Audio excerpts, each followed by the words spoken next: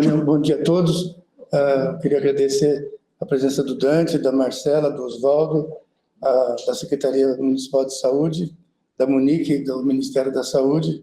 Agradecer, como disse o Sussumi parece uma lenda da vascular, ele está sempre no centro cirúrgico, e todo renal crônico eu quero fazer com o Sussumi. E todo médico nefrologista que tem paciente que precisa de fístula, falando, vamos falar com o Sussumi. Nós conhecemos o Sussumi há bastante tempo, então ele existe mesmo. O Fernando, que é um discípulo do Sussumi, está aqui no Hospital do Rim e resolve todas as nossas questões vasculares, até aquelas mais complexas. Não pode pensar que fístula é uma coisa não complexa, né? Então, não é todo cirurgião vascular que sabe fazer fístula, isso é uma coisa importante, e é importante para o paciente, porque se ele perde aquele acesso para alguém que não sabe fazer, dá uma dificuldade tremenda. E a maior parte dos pacientes que chegam para precisar para diálise acabam precisando de acesso transitório. Então, nós convidamos hoje, nós estamos realizando nessas reuniões, nesse ano, nós começamos com o gerenciamento da transfusão de sangue, que é uma questão importante também da saúde, que está faltando doadores. Depois nós conversamos sobre diagnóstico da doença arterial coronariana em diversos cenários, exatamente porque tem a morte mais prematura de pessoas que têm infarto fulminante, numa situação clínica que nunca foi avaliada. E hoje nós vamos discutir essa questão do modelo de fluxo assistencial para otimização do acesso vascular em hemodiálise. Depois do Carnaval, o Sussumi e o Fernando vão estar aqui presentes para discutir a questão mais prática, assim, da realização de acesso vascular para pacientes em diálise, para pacientes no programa de diálise.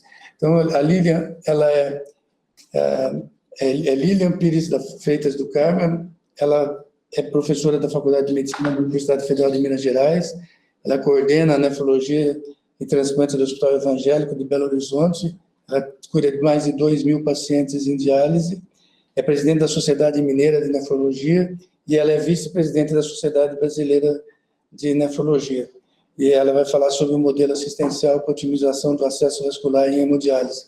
A Lilian é uma pessoa extremamente empreendedora, onde ela está, ela consegue se destacar de maneira excepcional, e ela também, o Dr. Lúcio já apresentou as suas atividades que você faz assim de maneira tão brilhante como você desenvolve lá em Belo Horizonte. Eu queria te agradecer, obrigado pela sua presença aqui, muito obrigado mesmo, eu tenho uma oportunidade muito grande de mostrar o teu trabalho aqui no Hospital do Rim. Nós estamos concentrando a nossa atividade aqui no hospital, principalmente nos entraves. Então, aqui era nos entraves na transfusão de sangue, depois nos entraves no diagnóstico de doença coronariana, e nós passamos um ano todo antes discutindo os entraves do acesso do paciente renal crônico, da linha de cuidado do paciente renal crônico. Possivelmente nós vamos ter que repetir isso esse ano. Muito obrigado, Edilene. Obrigado. Eu que agradeço, é uma honra, uma alegria estar aqui no Hospital do Rim, com pessoas tão inspiradoras, que eu admiro tanto, que foram sempre inspiração na minha carreira. E como o Lúcio falou, né, a vida me levou para estar muito no sistema público, então, e por ironia do destino, eu sou professora da Faculdade de Medicina e uma das minhas disciplinas, além da nefro, é clínica médica na atenção primária. Então, hoje eu conheço a rede inteira. Eu atendo com os alunos da atenção primária, sei todos os gargalos da atenção primária, e com isso acaba que na atenção especializada é o meu dia a dia, então a gente sabe todas as dores que o nefrologista, especialmente na saúde no SUS, enfrenta.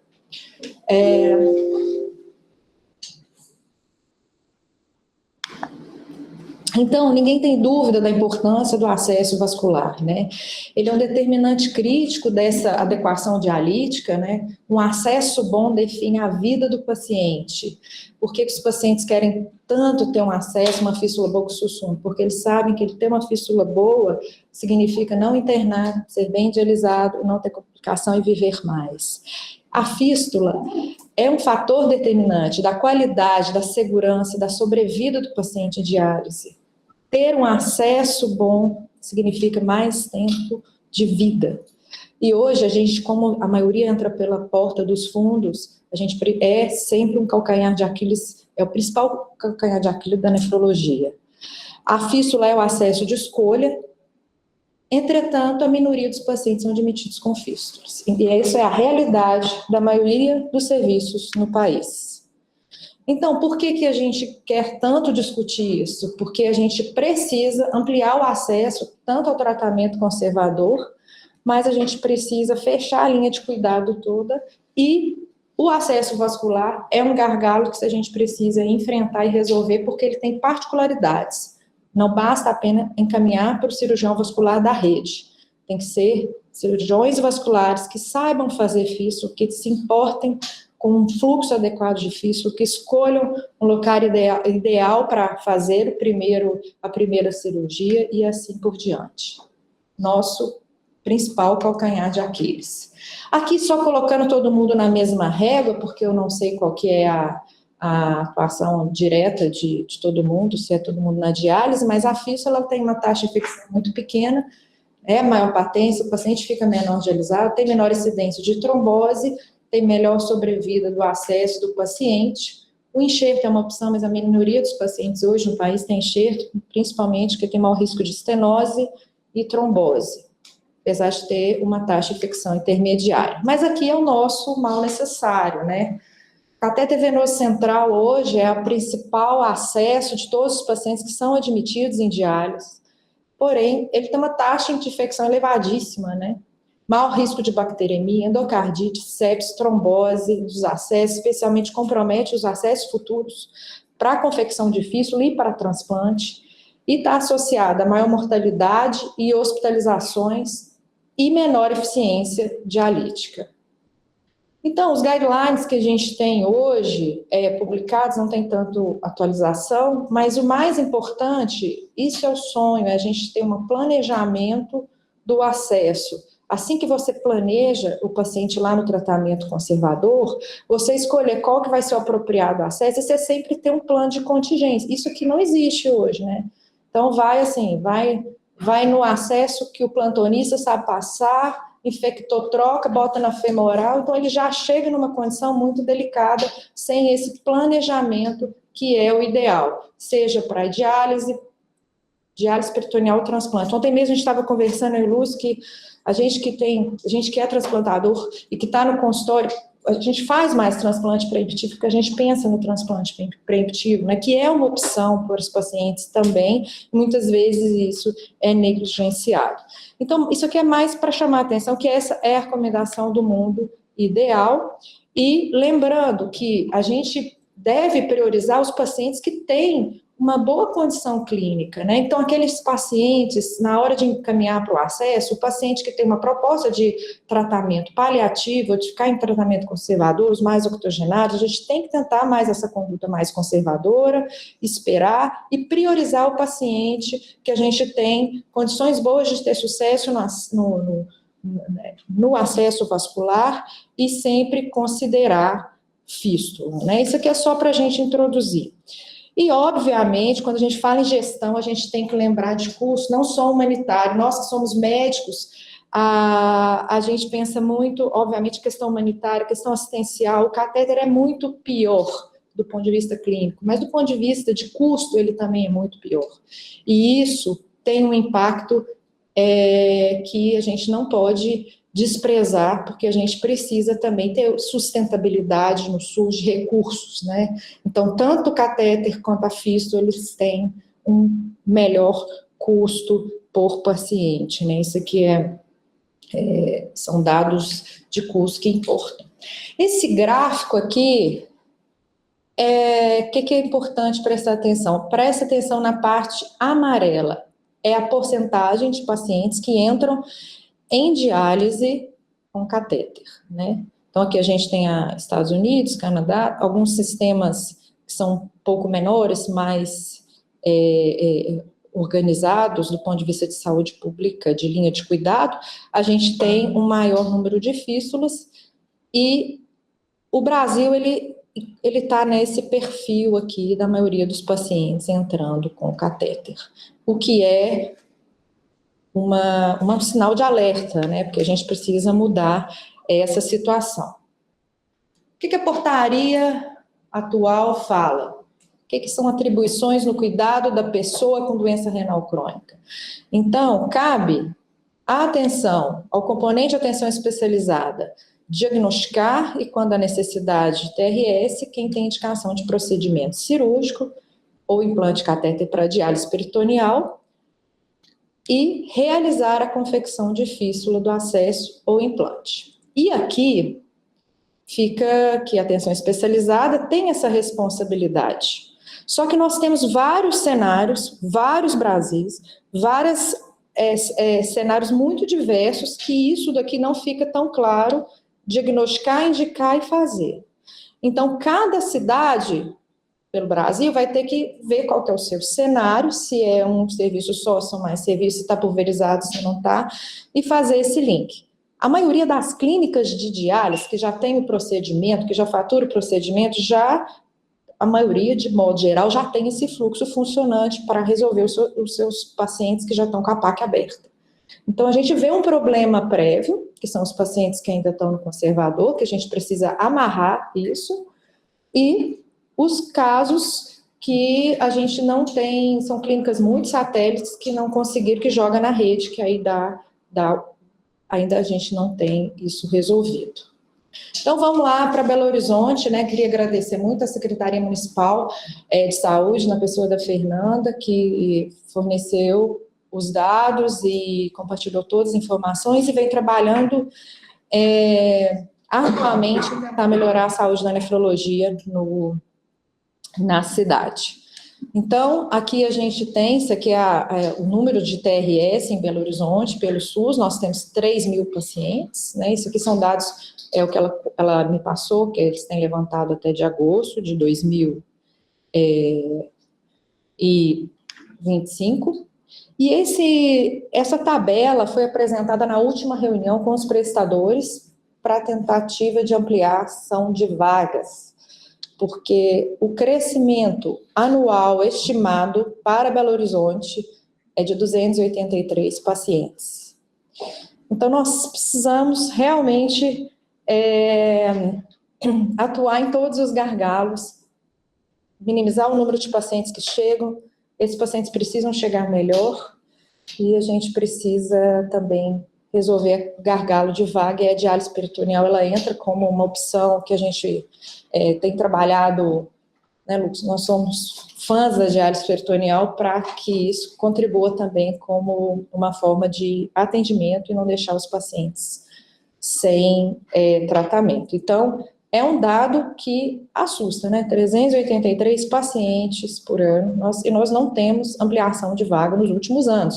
Por isso que esse dado chama tanto atenção. Essa é a expectativa de crescimento. Bem, então aqui, só para contextualizar, só para vocês entenderem a questão operacional, o Hospital Evangélico hoje é um grande parceiro da Secretaria Municipal de Saúde.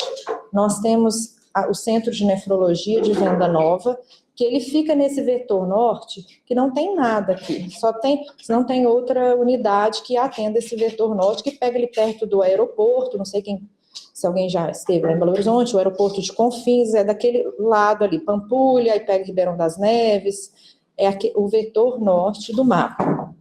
A gente tem o Centro de Nefrologia no Contorno, que aqui é a região centro-sul, que tem mais opções de vagas, e Contagem, que está na rede grande BH. Betim fazia parte do nosso grupo, há 2 anos a gente deixou de administrar a unidade de Betim. E aqui são os nossos números até junho de 2025, né? A gente aqui, quando saiu Betim, atualmente em torno de 1.960 pacientes. Isso aqui dividido pelas unidades. A unidade de Venda Nova é essa aqui.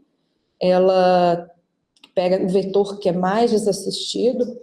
Nós temos 4 salões, a nossa equipe tem quase 80 nefrologistas, né? A unidade de Venda Nova trabalha com 4 salões. Todas essas unidades, nós temos sala de pequenos procedimentos para cirurgia simples, e a gente tem uma equipe 24 horas de cirurgião vascular, que só faz fístula, que resolve a parte de Doppler e de acesso mais complexo. Então, todos os pacientes têm uma comissão de acesso interna, que já recebe esses pacientes, encaminha para o Doppler, ou para avaliação vascular, Doppler, e se for o caso complexo, vai para o hospital, que a gente tem uma sala fixa dentro do nosso hospital.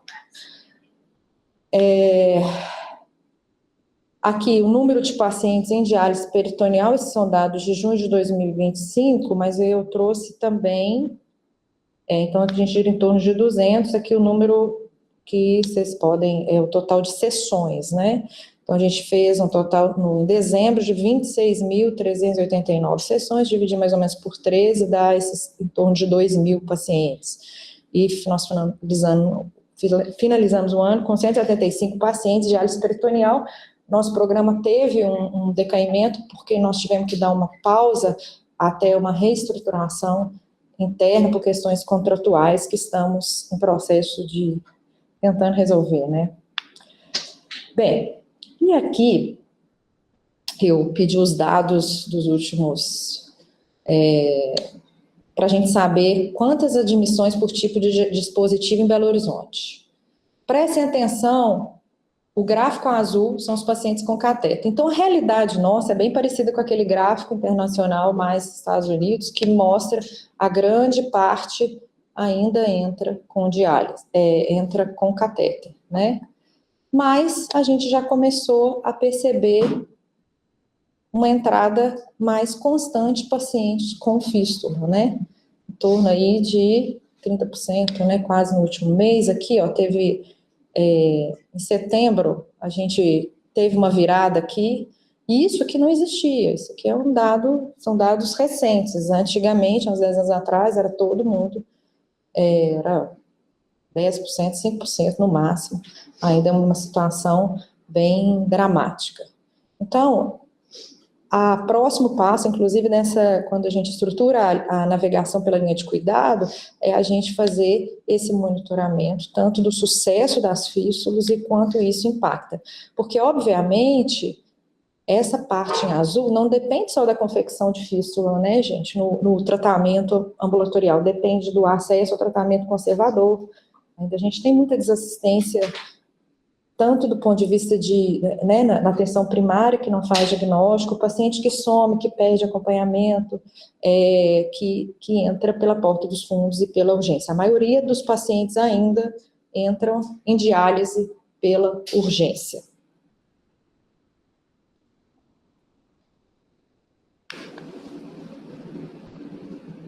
E agora a gente vai detalhar como que Belo Horizonte resolveu, né?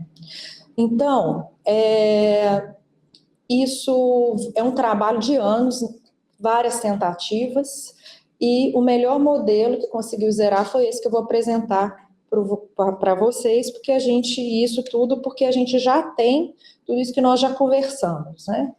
Permite um acesso programado, reduz o início de diálise com cateter, como vocês puderam ver nas nossas unidades. A regulação que foi decisiva para isso. Então, assim, o papel da Secretaria Municipal de Saúde, ele é crucial e é ele que costura todo esse fluxo para que a linha seja articulada.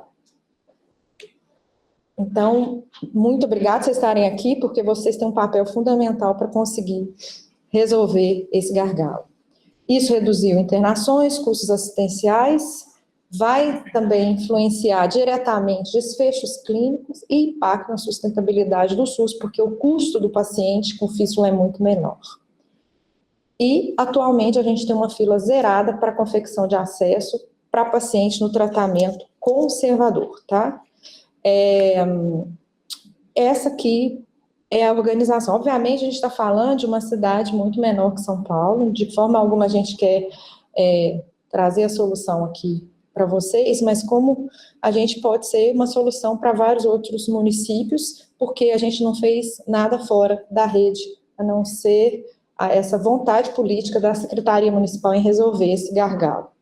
Então, o que a gente tem? A gente tem os estabelecimentos de saúde, que são os municípios que são pactuados para procedimento em tratamento conservador, E aqui que eu acho que é o grande diferencial, porque a gente tem 2 serviços ambulatoriais grandes, então a gente acaba concentrando e fica mais fácil da gente organizar o fluxo quando está mais concentrado e organizado.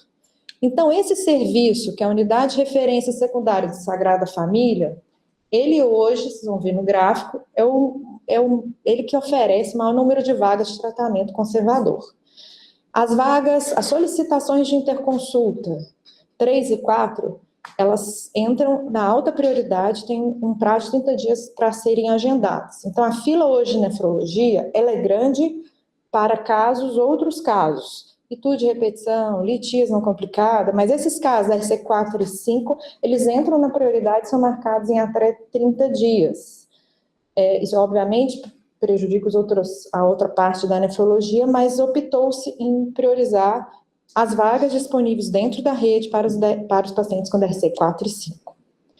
E os outros hospitais que têm vagas, que são o Hospital das Clínicas, Santa Casa, vários desses outros hospitais são 100% de vagas reguladas e mais num número muito menor. Aqui, a Fernanda me mandou isso aqui ontem, você vê que data de emissão 9/2. Eu falei, levanta aí para a gente a oferta por item de agendamento de vagas, só para a gente ter uma noção de número, né? Porque isso é um dado importante para os gestores. O SIGRA foi essa solução esse sistema que Belo Horizonte integrou hoje, que a gente usa, inclusive, na atenção primária, a gente hoje usa o SIGRA. Então, eu entro no prontuário da atenção primária, eu consigo ver se o paciente passou na atenção especial, é prontuário único, como está na legislação do SUS. Então, isso facilita muito a vida, porque, então, todas as unidades hoje de atenção primária de Belo Horizonte têm atendimento eletrônico, no SIGRA, e você consegue ver se ele passou no nefrologista, se ele teve na UPA.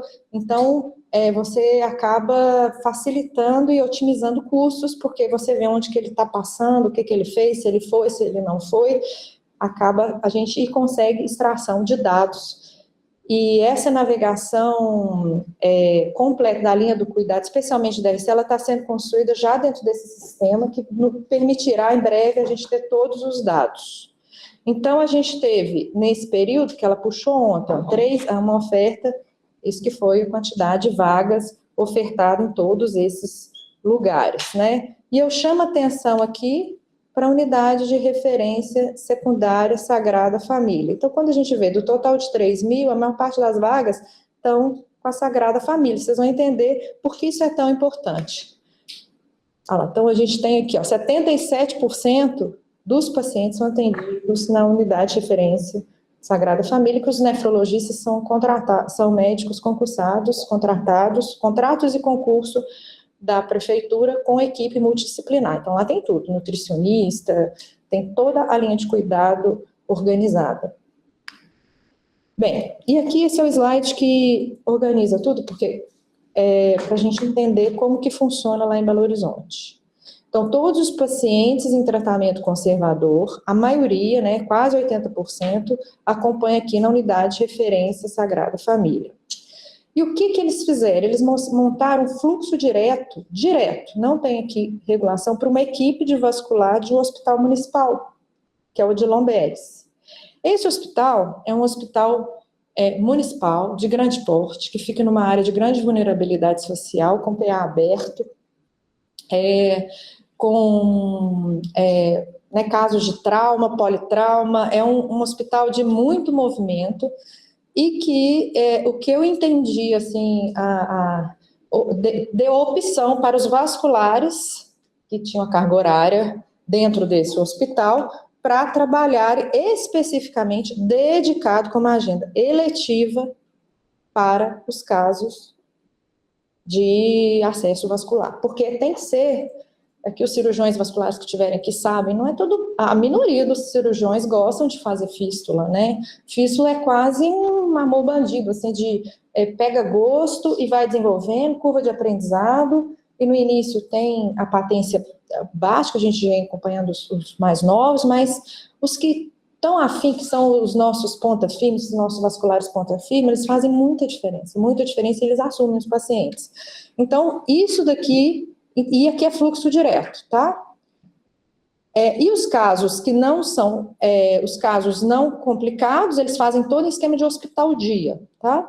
Então, tem uma sala para eles, hospital dia. E os casos complexos, eles fecharam esse fluxo aqui com um segundo prestador externo, que é o outro que resolve o gargalo, que é um hospital 100% SUS, é vinculado às Ciências Médicas de Minas Gerais, que é o Hospital São José.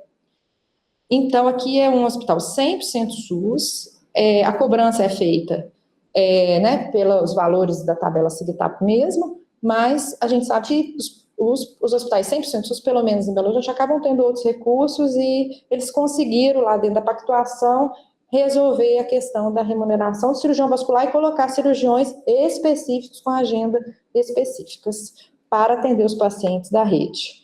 Mais ou menos são 8 vagas, acho, semanal de atendimento que eles dão, 10 vagas.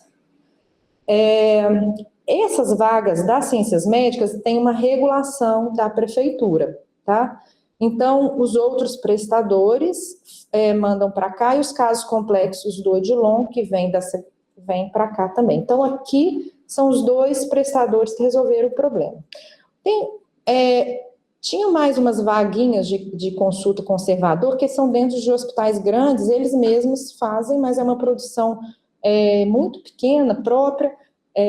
A gente chegou a solicitar, mas eles não conseguiram levantar esses números em tempo hábil, mas de qualquer forma, a gente trouxe os números dos maiores prestadores. Então, reforçou novamente, a grande maioria é no serviço de referência Sagrada Família, que tem um fluxo interno para o Hospital Municipal de Lomberes. Os casos não complexos, eles vão para o outro estabelecimento. E aqui são os dados da prefeitura, né? Foram 122 agendamentos de fístula para o municipal, e o outro prestador, 142 agendamentos. Os outros hospitais, como eles fazem os procedimentos no próprio estabelecimento, faz um encaminhamento interno mesmo, ele tem pouco impacto no total. Mas como a minoria dos pacientes está em acompanhamento, a gente sabe que é um número que não vai fazer tanta diferença na nossa análise. A gente sabe que a gente autorizou no mínimo 264 confecções de fístula no ano de 2025 para pacientes em tratamento conservador. A fila hoje está zerada. Então, 26 confecções de fístula, é mais ou menos umas 20, né? Um pouquinho mais de 20 por mês, né? No ano de 2025. Isso aqui só ilustrando a questão da produção de fístula.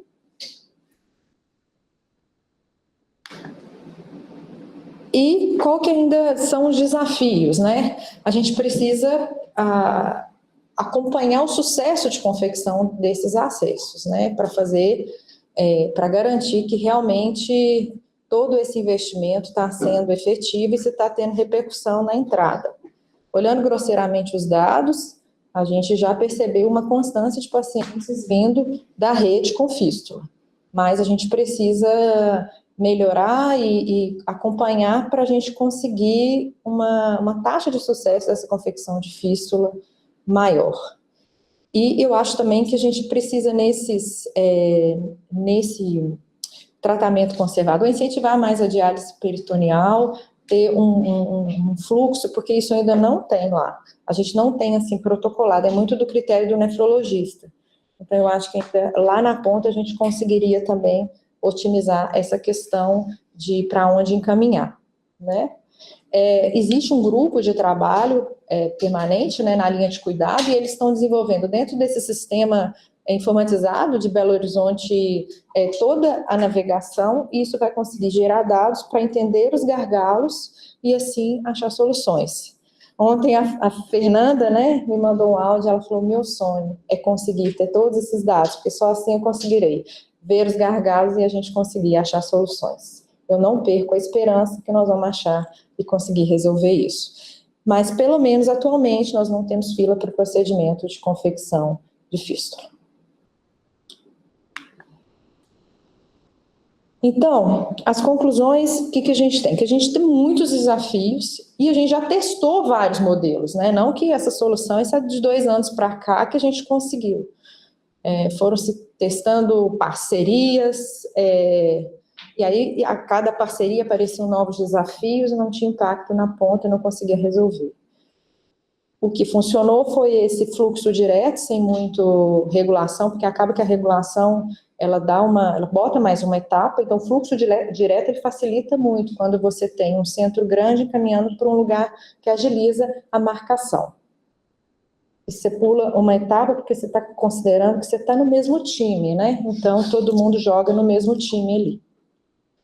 E importante, né, ter uma equipe específica de vascular para hemodiálise, para acesso, porque não adianta ser qualquer vascular da rede, não adianta, nem cirurgião gástrico qualquer da rede resolve o problema. Fístula, particularmente, precisa ter uma expertise para fazer, senão é dinheiro jogado fora e braço perdido do paciente. Os hospitais, eles têm agenda, os que têm agenda contratualizada, eles faturam pela produção baseada na tabela SUS mesmo, então isso não é uma solução imediata, que todos os hospitais, todos os lugares do país poderiam implementar, e aí a gente só precisaria fazer essa contratualização com o gestor municipal com um fluxo bem estabelecido e vagas previamente disponibilizadas. E a gente tem trabalhado na mesma linha do Ministério da Saúde, acho que todos os municípios do país, essa questão da linha de cuidado do paciente. E o acesso, ele é parte imprescindível. Então, hoje a gente sabe que não dá para fragmentar, não dá para ser só diálise. A gente precisa evitar que o paciente entre em diálise, atrase, porque a gente sabe que o tratamento conservador faz diferença.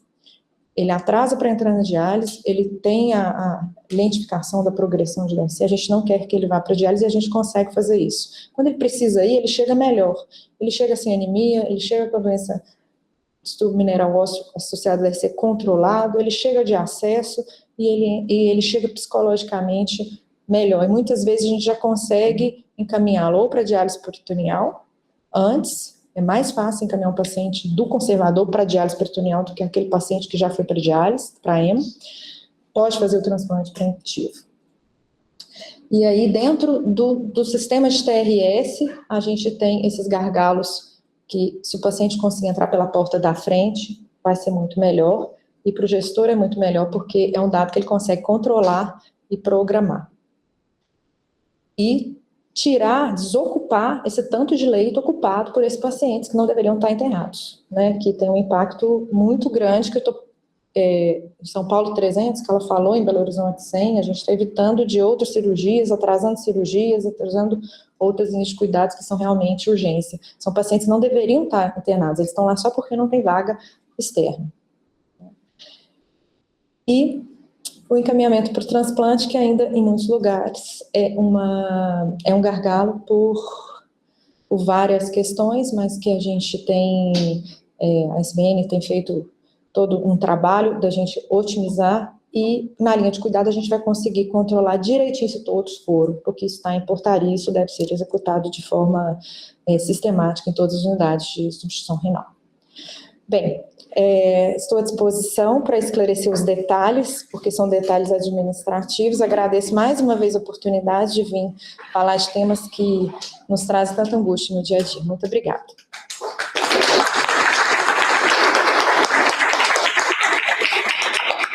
E convido todos para o Congresso Brasileiro, que será em Belo Horizonte, em setembro, 16 a 19 de setembro deste ano. Será um prazer receber todos. Podem ir, que vai ser inesquecível. Obrigado, Lília. Obrigado mesmo. Então, só, Dante, então, acho que a Lília destacou bem os 3 gargalos que nós temos, né?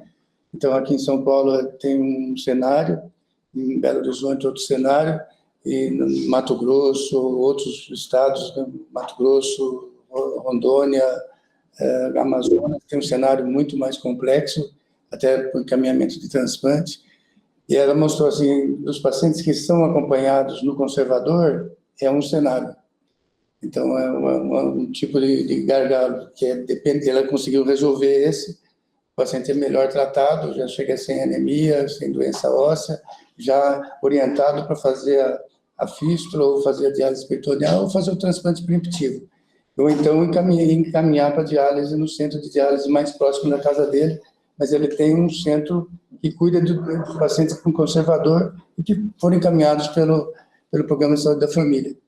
Tem o outro gargalo, que é mais complexo, então esse daqui fica prontinho. Tem aquele que é mais complexo, que representa mais ou menos metade dos pacientes que entram em diálise, que é aquele que não passou pelo conservador e chega no programa, no pronto-socorro, numa UPA, aqui no caso de São Paulo, numa UPA, faz o diagnóstico de doença renal crônica ali, ele precisa entrar em diálise na primeira semana ou na segunda semana, ou algumas vezes em caráter de emergência. Esse vai ter que ter um acesso provisório, e nós sempre achamos que o acesso provisório mais apropriado é o permiquete, quando ficar aquela funcionando aqui ou ali. E daí tem o terceiro gargalo, que é o mais complexo para resolver, que é o gargalo, ela tem um conservador, daí ela tem que encaminhar o paciente para a unidade de diálise mais próxima da casa dele, desde que tenha vaga. Tá? E isso cresce lá em Belo Horizonte, 400 pacientes por dia, por ano. Aqui em São Paulo são 2.000 pacientes por ano que cresce. Aqui tem um fluxo de transplante que ajuda a acomodar esses pacientes. E esse também é a mesma coisa, ele vai ser encaminhado para hemodiálise, ou ele vai para uma unidade de hemodiálise ou de diálise peritoneal, ou para transplante peremptivo. O transplante peremptivo, o número é relativamente pequeno, e a hemodiálise, para crescer as vagas da hemodiálise, é muito complexo. Então, nós temos uma unidade de diálise nossa agora, que nós estamos estruturando. Tem o imóvel agora, nós começamos a trabalhar essa semana passada, vai ficar pronta daqui 2 anos e meio, e aqui que as coisas andam rápido, para ter mais 400 vagas para diálise nesse centro. E acho que uma das soluções que nós pensamos, quando nós começamos a discutir isso, a Lilian participou da discussão, é aumentar a diálise peritoneal. Então, aqui no serviço dela tem 10%, no serviço aqui do Hospital do Rim, metade dos pacientes que estão em diálise peritoneal. Então, nós não conseguimos aumentar a estrutura da hemodiálise. A Camila é apaixonada pela diálise peritoneal, a Ana Cláudia, Maria Cláudia não está aqui, mas a Maria Cláudia também, ela que fez com que a diálise peritoneal nossa crescesse da forma como cresce.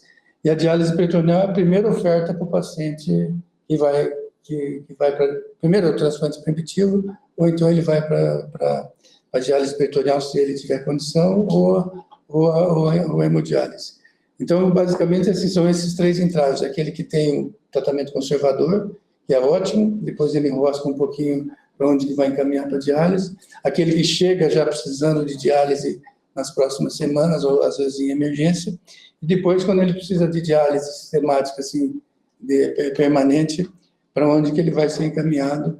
Aí a diálise peritoneal é uma opção bastante razoável, porque aí você fala, vou montar um serviço de diálise peritoneal associado a um serviço centro de hemodiálise, em 1 mês você consegue fazer isso, mas tem que fazer um treinamento muito importante, especialmente da enfermagem, para que isso seja realizado. Daí tem o entrave do cirurgião, gastro-cirurgião, que vai colocar o catéter também. É mais ou menos esse o cenário, assim, que eu queria que o Dante comentasse, o Oswaldo comentasse, e agora a conversa está aberta.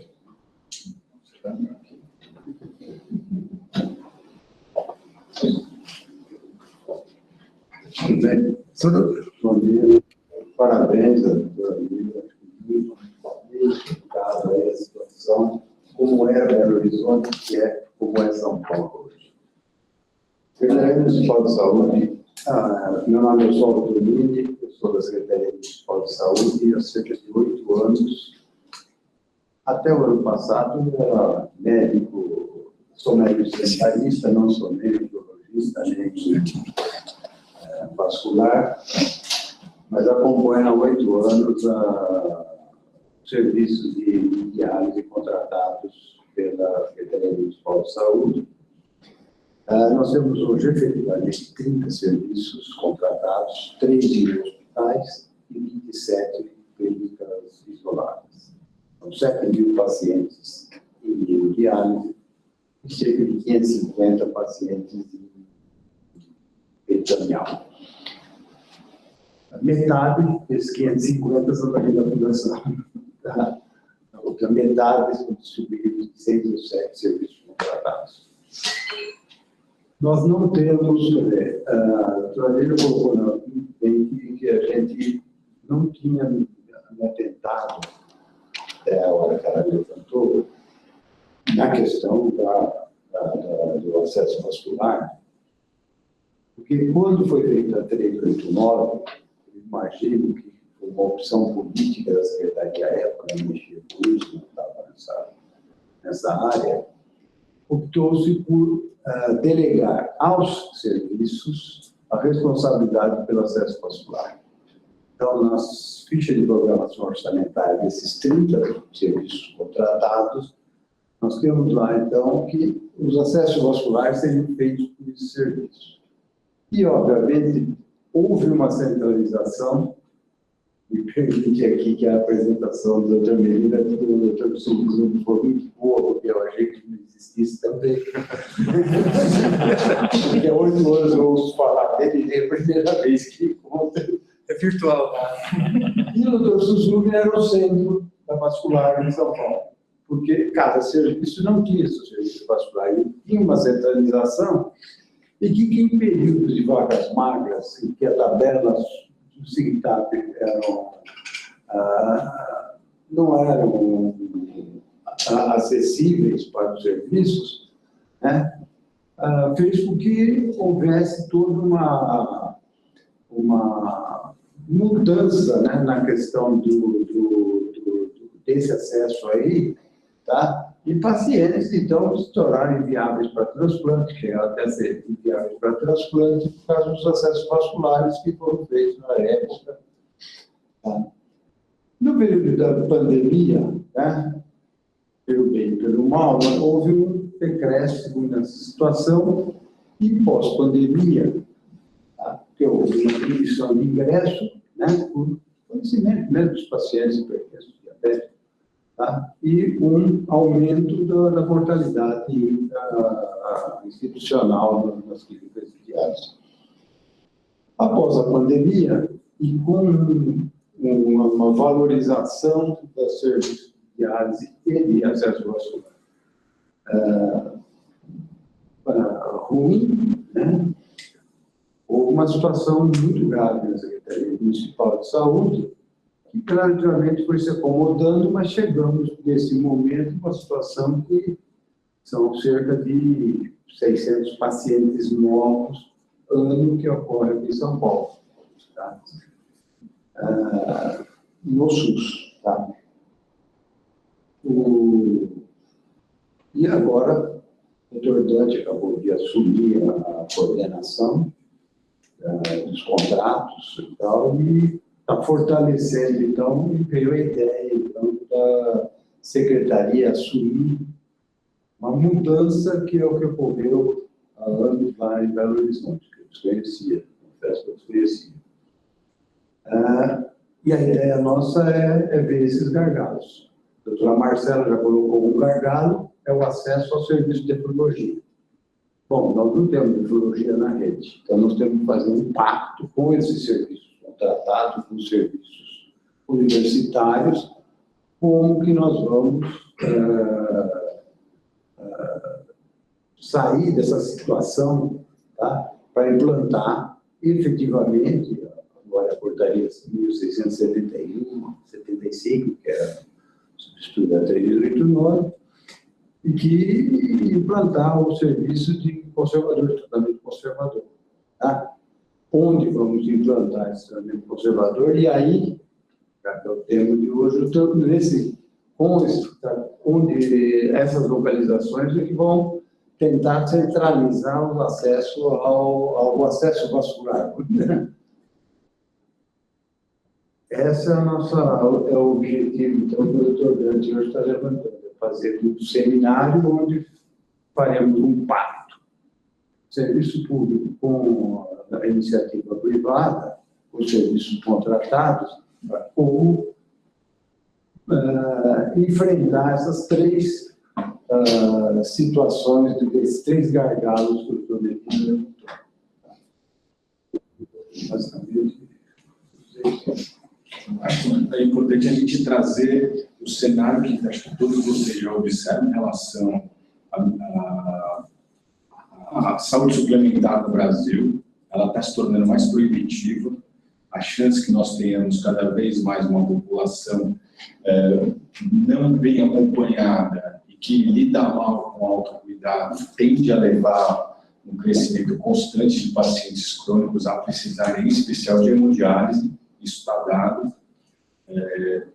Nós não temos a gente não tem um enfrentamento adequado para mudar estilo de vida. Os determinantes sociais de saúde gritam com cores vibrantes diariamente na nossa cara, né? Todo dia a gente sai nesses grandes centros. São Paulo não foge em nada à regra. Então, como fazer para enfrentar isso? Hoje, 46% do que a gente despende, contratado complementarmente na Secretaria Municipal de Saúde, diz respeito a pacientes em hemodiálise. Isso precisa ser enfrentado, precisa ser endereçado. Então, pensar numa linha de cuidado adequada, envolver a atenção primária, fazer com que isso seja pratinhos que fiquem girando, um assunto aquecido, é algo que a gente tem trazido para dentro da Secretaria, buscando essa concertação entre todas as áreas e em relação também aos serviços privados que nós temos aqui na cidade de São Paulo. Se não houver essa organização e essa pactuação que a gente está buscando através desse seminário interno, a princípio, com os prestadores da Secretaria Municipal, a gente acha que vai ser difícil colocar essa imagem objetiva do horizonte que nós pretendemos. É nesse sentido que eu agradeço o convite do Dr. Medina por participar hoje aqui. Vamos ver se a gente começa a manter essa regularidade, porque vocês dão uma capilaridade do sistema muito importante que dialoga tanto com a versão primária como que tem mais complexos, que seriam os transplantes, né? Que acredito também podem ser majorados em seu volume se a gente conseguir liberar, em especial, leitos que a gente tem, fazer com que a captação de órgãos também consiga ser majorada e tentar, que acho que é a coisa mais difícil que a gente tem aqui, levar adiante, assim como o professor Carlos Monteiro tem conseguido trazer ali em relação a uma alimentação mais saudável, menos processada, etc., uma mudança na qualidade de vida da população brasileira. A gente sabe que é muito difícil. Quem roda 2 horas, o técnico de enfermagem que roda 2 horas para chegar no trabalho, para fazer um turno de 6 horas, e acha que vale a pena fazer mais um turno, tem mais 2 horas para voltar para casa, dificilmente vai conseguir ser acessado para dizer, você precisa se alimentar melhor, você precisa praticar atividade física. Isso a gente talvez não consiga endereçar, mas começar a plantar isso, né? Em especial autocuidado. Todo mundo que passa por alguma avaliação de JOT, ONA, agora percebe cada vez mais uma pergunta para o paciente. O senhor sabe o que o senhor está fazendo aqui? Né? Então, se a gente começar a trazer o paciente também para o centro do cuidado, a gente tem ganho. E acho que colocar um paciente que ainda não entrou em hemodiálise dentro das clínicas, para perceber o que vai ser a vida dele, se ele também não tiver um papel a desempenhar, pode ser um fator motivador para que ele se cuide um pouco mais. É um pouco disso que a gente está querendo trazer para as conversas dentro da Secretaria, que já tem uma série de iniciativas, não tem nada de novo, a gente só quer amarrar as pontas agora. Antes de voltar para a Lília, pessoal, os cirurgiões vasculares, o Fernando e o Sussu não vai responder, deixa que eu faço tudo. Fernando e o Sussu, o que vocês... Parabéns pela apresentação, sei do trabalho que você faz, né? Então, e, assim, que ao longo desses 30 anos que a gente trabalha nesse serviço de acesso vascular, ia fazer uma frase. E, assim, a importância é muito grande, então, nesses anos todos, o papel que a gente tem no cuidado desses pacientes. E, assim, para a gente, é importante que o paciente chegue com uma rede vascular preservada. Isso começa lá na atenção básica de saúde, que fica muito rápido no serviço de conservador, e nesse serviço conservador, encaminhamento oportuno, precoce do paciente para a confecção de fístula, e na preservação da rede venosa também. Porque o que como acontecer é que o paciente chega sem ver nenhum, porque já foi internou, né, pela urgência, e muitas vezes já passou catéter, acaba trombosando a veia central, isso vai limitar muito a infecção de novo acesso, não há preservação da veia, então você acaba tendo que optar por uma fístula com prótese, né, que a gente sabe que tem mais complicações e menor taxa de peridade. Então, o ideal é sempre fazer uma fístula nativa. Mas para isso é importante que o paciente chegue para a gente com a veia preservada, né? Então, e nesse tempo hábil, evitando que você tenha uma complicação por obstrução venosa central, né, que muitas vezes acontece no dia a dia. Fernando.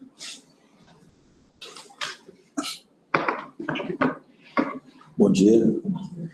Obrigado pela oportunidade de acompanhar essa apresentação, a experiência, compartilhar a experiência de vocês lá de BH conosco.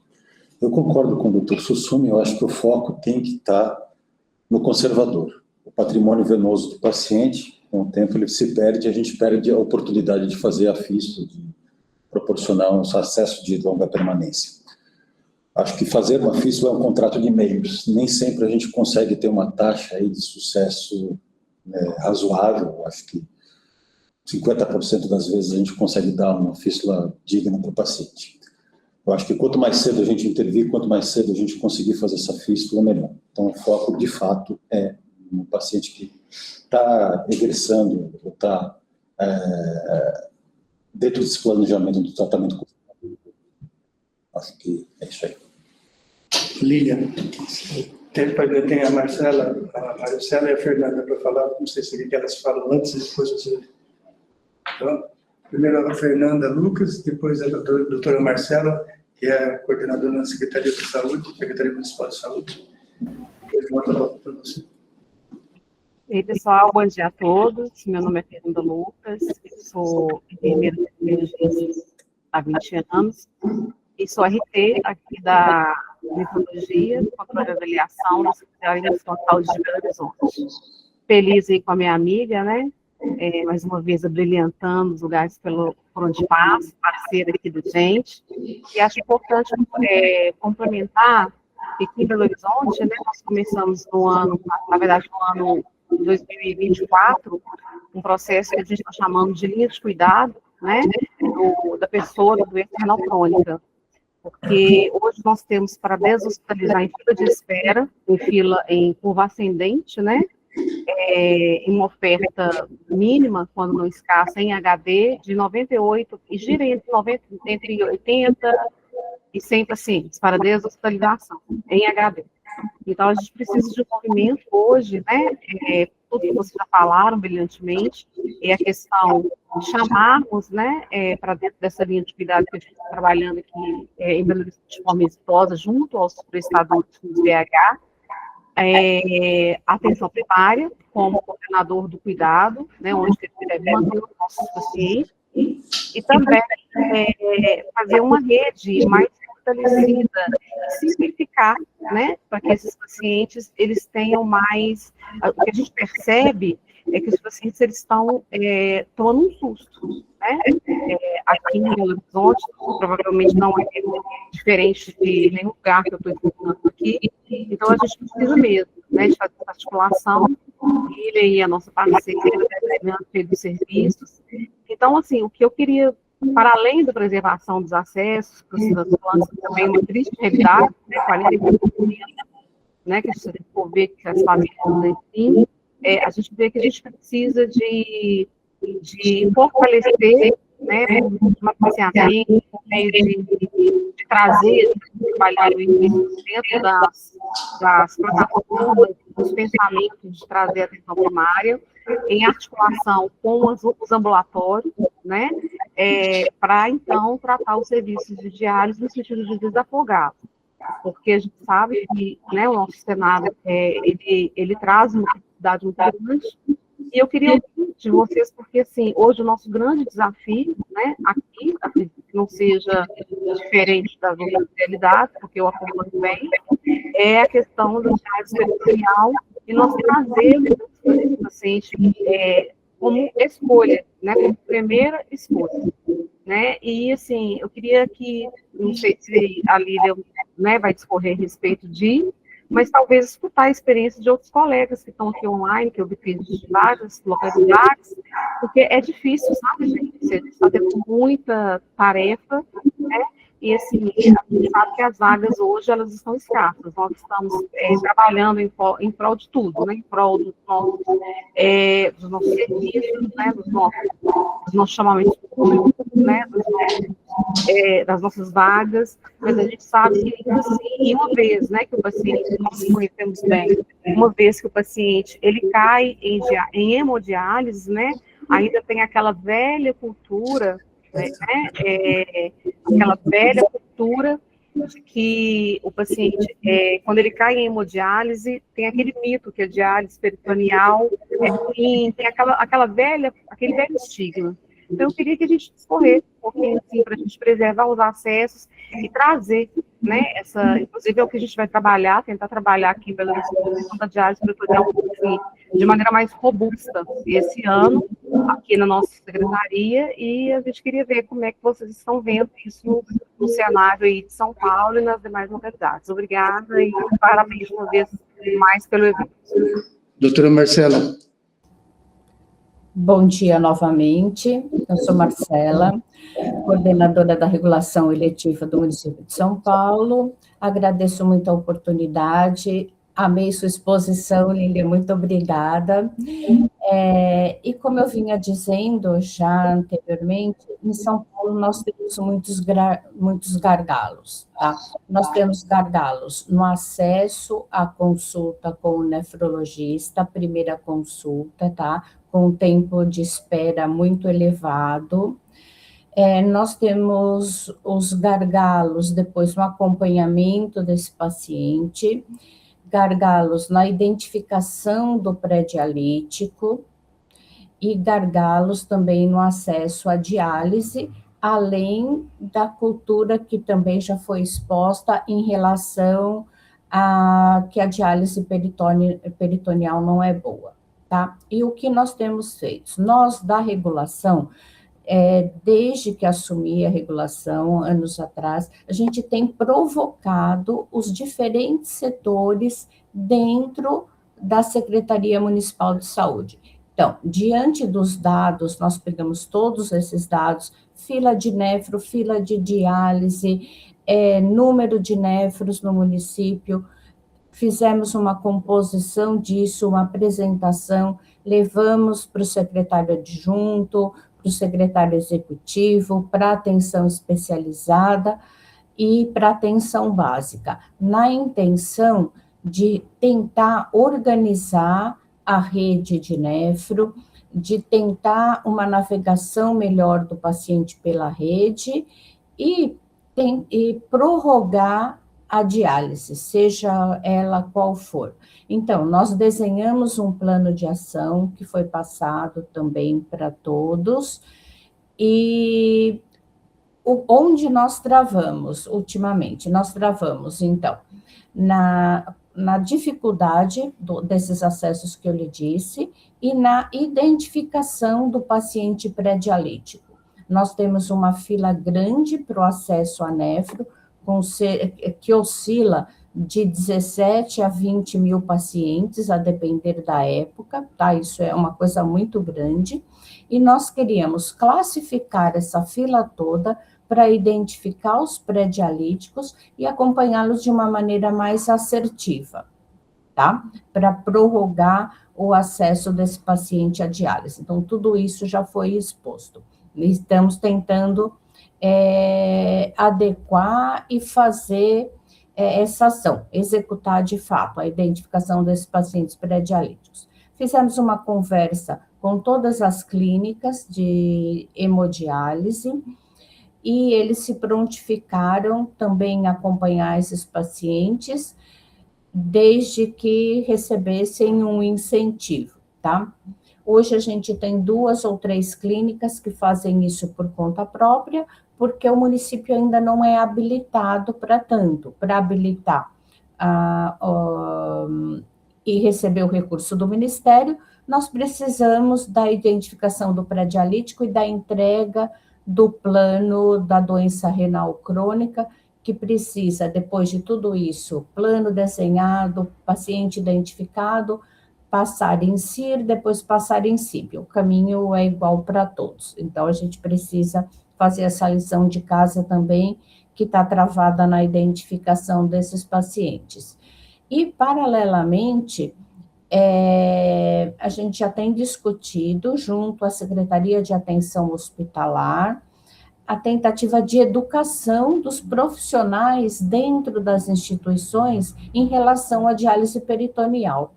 Nós conversamos isso também algumas vezes com o doutor Medina, na semana passada conversamos novamente, na tentativa de fazer aí uma parceria para tentar educar a rede em relação à diálise peritoneal, porque hoje a maioria dos pacientes chega à diálise, chega na porta de emergência mesmo. Então, dentro das nossas instituições, o paciente é submetido à hemodiálise. Então, quando ele tem alta e já vai para as clínicas, na cabeça dele, ele vai continuar a passar por esse procedimento. Nem foi discutido com ele, durante a internação, a possibilidade de uma diálise peritoneal. Então, esse tipo de ação também nós precisamos fazer e já iniciamos uma discussão com a rede hospitalar, que é a maioria de onde vêm os nossos pacientes, dos hospitais municipais mesmo. Hoje, todos os hospitais municipais de São Paulo, eles têm hemodiálise. Por quê? Com a dificuldade de acesso e o tempo de hospitalização, isso precisou ser instituído. Então, todas as unidades executam a hemodiálise. Então, o paciente já sai meio que educado para isso, e fica um pouco difícil você mudar a conduta no percurso. E eu acho que nós estamos nesse momento, também temos fila, tá? Nesse momento eu tenho cerca de 300 hospitalizados, aguardando por uma vaga ambulatorial. Existe uma dificuldade maior ou menor a depender da região onde esse paciente mora. São Paulo é muito grande e, assim, às vezes o paciente tem que se deslocar muito para passar pelo procedimento. Então, é ofertada uma vaga para ele, a depender do local, esse paciente recusa. Então, ele aumenta o período de hospitalização. Muitas vezes, durante a hospitalização, ele acaba infectando de novo, perde a vaga, porque a gente segura essa vaga por 30 dias, depois entra na fila novamente. E assim, gargalos é o que não faltam, nós temos muitos.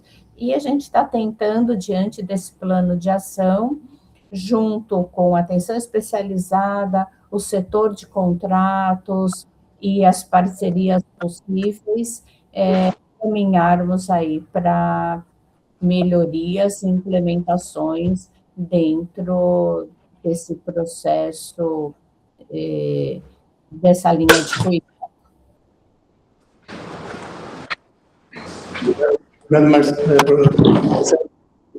Lilian. Bem, só por causa do nosso tempo, a gente está, né, com o tempo finalizando, mas eu só queria concluir com uma frase, assim, de quem viveu todo o processo. O desafio, ele existe, ele é grande, ele é um gargalo específico, mas ele tem uma urgência aí da gente resolver. E a gente só resolve quando a gente coloca energia para achar uma solução. A solução que Belo Horizonte encontrou foi depois de várias tentativas, mas é uma solução que pode ser replicada para outros municípios. Claro, com as suas particularidades. Mas a peça fundamental é a Secretaria Municipal de Saúde. Então, por isso que eu acho que eu tenho certeza que vocês conseguem resolver esse gargalo de forma rápida, porque não teve solução mirabolante, foi uma solução de articulação política, administrativa, que conseguiu articular, costurar dois serviços que não conseguem. E a importância de ter uma equipe de vascular específica de fístula, não é? Não é todo vascular que consegue fazer. Se isso não é, também vai ser dinheiro jogado fora e braço do paciente jogado fora. A gente precisa de profissionais comprometidos e vocês costurando o fluxo para a gente resolver esse gargalo em especial. Muito obrigado pelo convite, foi uma honra. Obrigado.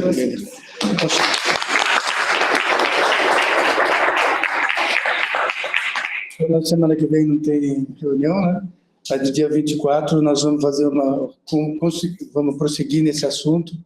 Nós vamos convidar o Fernando, o Sussumi, o Caio Focasso, que é da Beneficência Portuguesa também, para discutir que opções assim que nós podemos oferecer para a Secretaria da Saúde. E vamos também, depois que terminar essa reunião, conversar um pouco mais aqui sobre qual a possibilidade de tentar fazer um modelo que vocês conseguiram fazer lá em Belo Horizonte. Eu sei que seu sonho é que não tenha nenhum paciente que chegue no pronto-socorro precisando de diálise sem ter passado pelo tratamento conservador. Daí você consegue fazer um encaminhamento assim, muito mais informado para o paciente, com muito mais cuidado e também muito mais direcionado. É esse o sonho da Secretaria de Saúde de São Paulo também, é o sonho de todos nós aqui. E tem um grupo muito grande de pessoas que está propenso a colaborar com a Secretaria Municipal de Saúde, que tem aqui em São Paulo 7.000 pacientes em diálise, em hemodiálise, 550 pacientes em diálise peritoneal, dá para crescer esse número de diálise peritoneal, e são 30 serviços. Então, nós vamos conversar agora mais um pouco. Eu queria agradecer a todos pela presença, agradecer a Lívia mesmo, agradecer e parabenizar você mais uma vez, todos já parabenizaram, pela tua dinâmica, assim, tudo que você faz, além de fazer esse trabalho muito bonito junto ao Sistema Público de Saúde. Obrigado.